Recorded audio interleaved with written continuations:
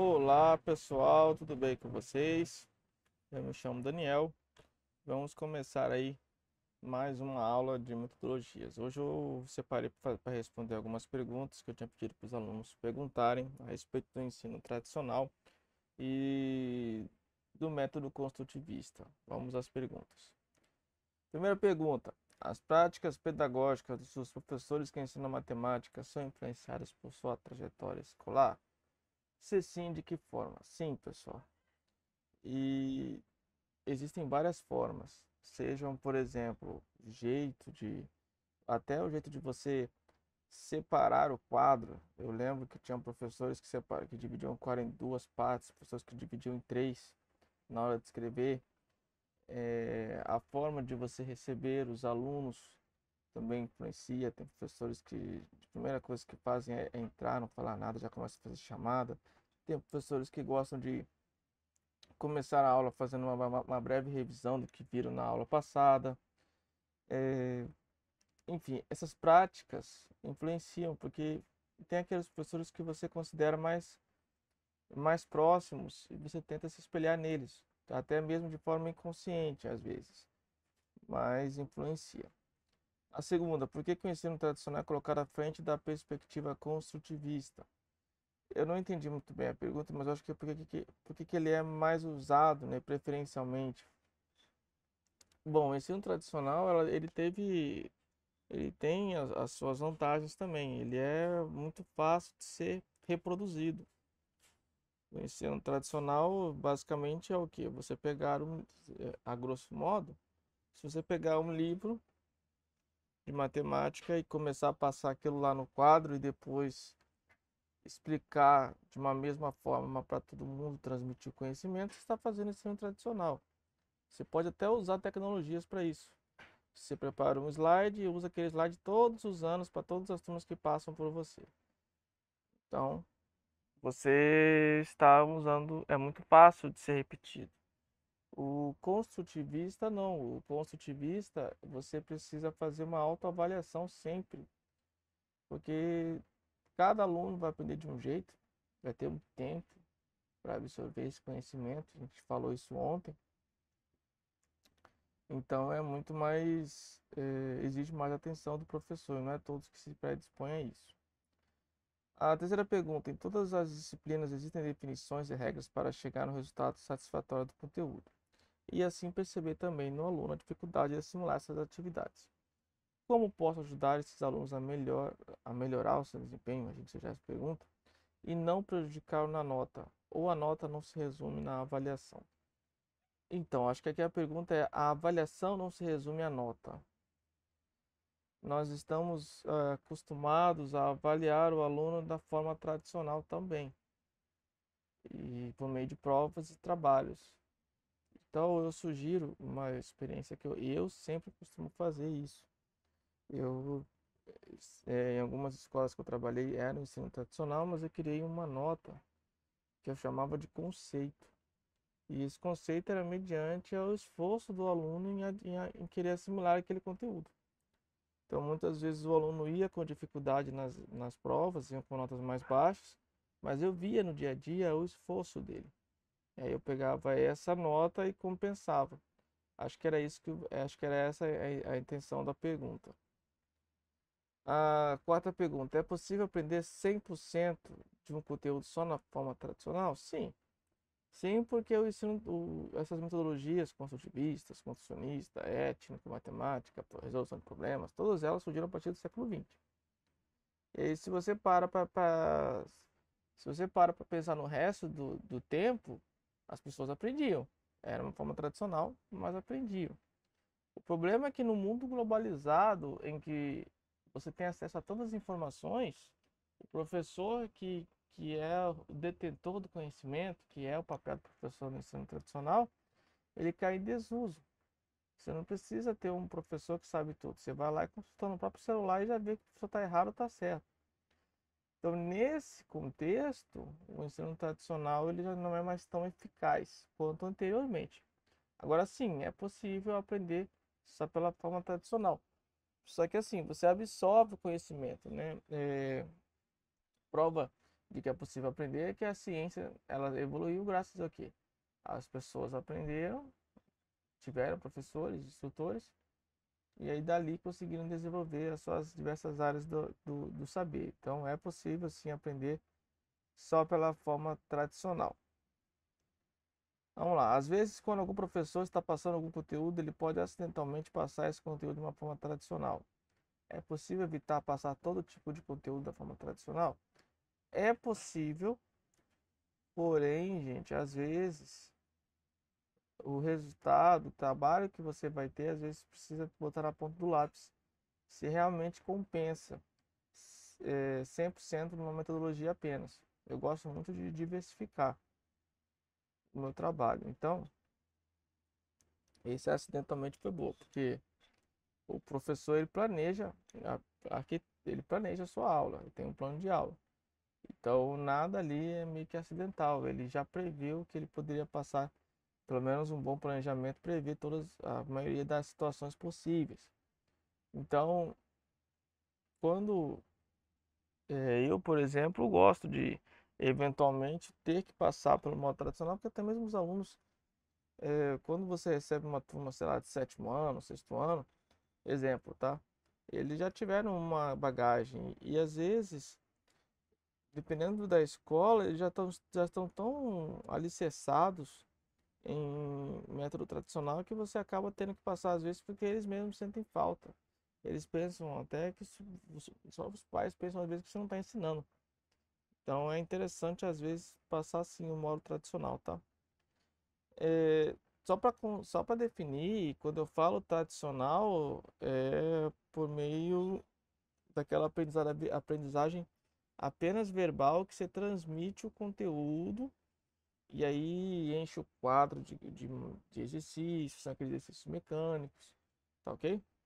Bom, quando o professor aprende o conteúdo de uma forma um pouco tradicional, ele necessariamente vai ter alguma limitação em passar esse conteúdo de uma forma contra-construtivista. Eu acho que ele quis dizer construtivista apenas.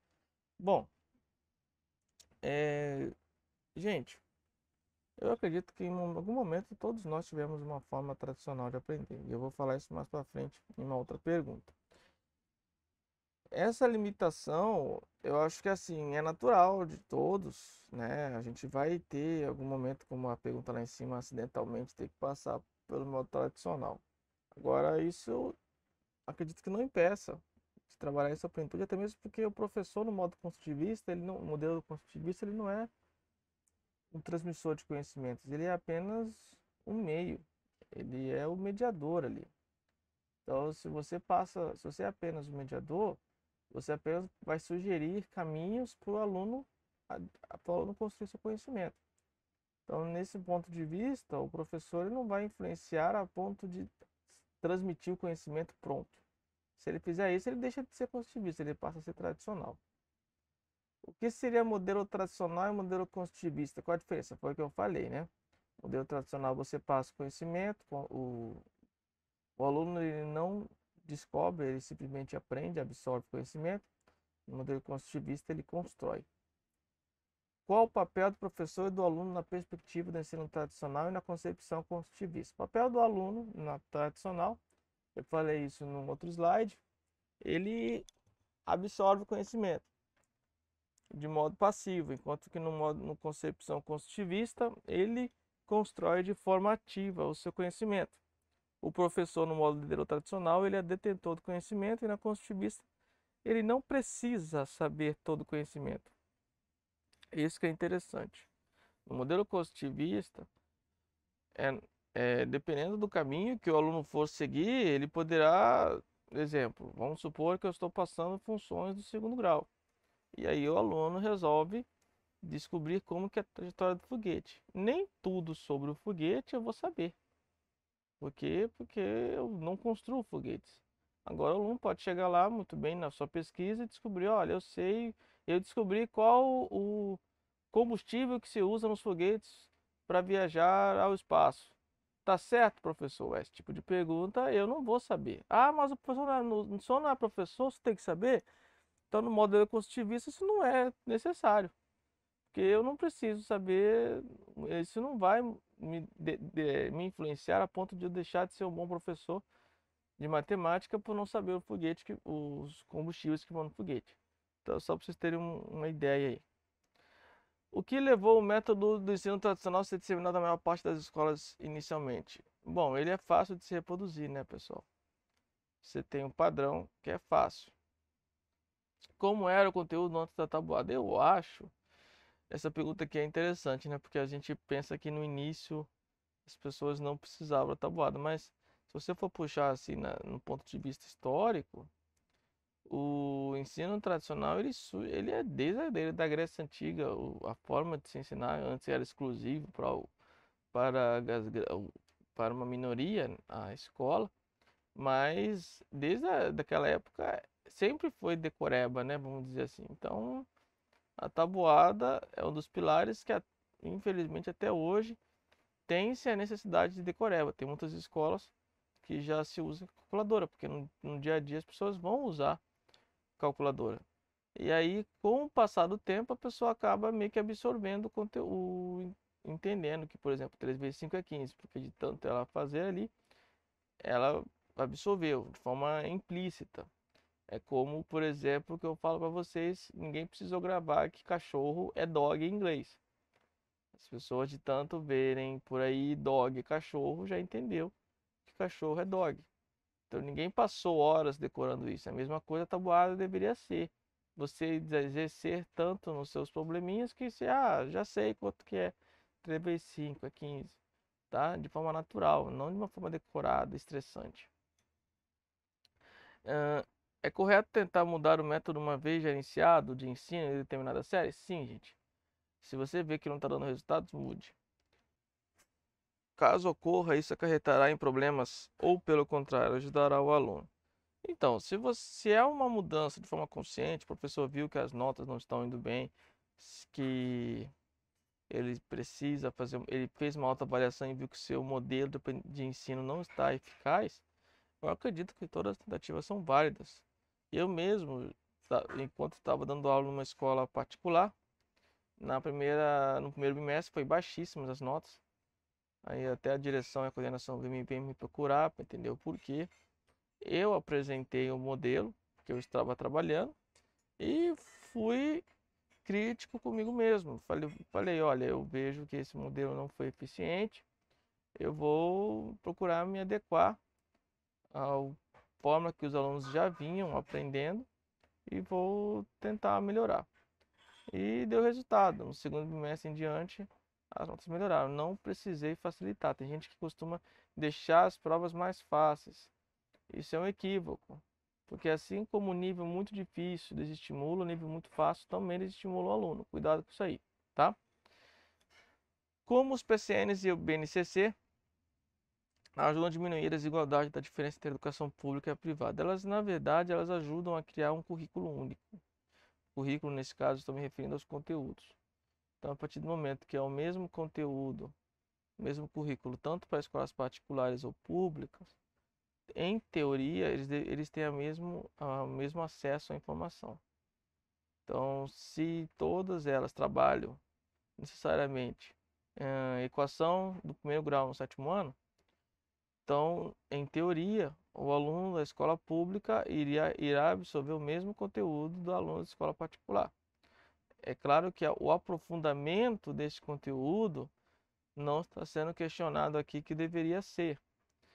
Outra característica é que o PCN e a BNCC trabalha para construir um aluno que seja capaz de viver em sociedade, uma pessoa crítica, que saiba usar os conteúdos absorvidos no seu cotidiano, não apenas decorou. Qual a importância das crianças construírem seus próprios pensamentos por meio de discussões e pensamentos críticos? Bom, a partir do momento que ele constrói o seu pensamento, suas ideias, ele possui identidade própria e ele consegue ser um cidadão crítico também. Ele não vai aceitar tudo que forem falar para ele somente porque falaram. Ele consegue emitir sua própria opinião. Qual o principal problema com o método de decorar? Bom, ele é eficaz naquele momento.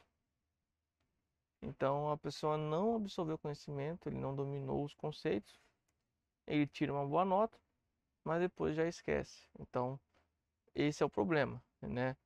A pessoa consegue tirar boas notas, mas não consegue entender o conteúdo. Por que utilizar materiais lúdicos facilita a aprendizagem no modelo construtivista? Bom, porque através dos jogos, você consegue fazer com que a criança, você prende mais a atenção da criança. É uma coisa que a criança gosta, que criança que não gosta de brincar. E ela começa a perceber por conta própria, às vezes, ela consegue descobrir aquele conceito, aquele conteúdo. Então, ela consegue dominar aquele conhecimento, aquele saber.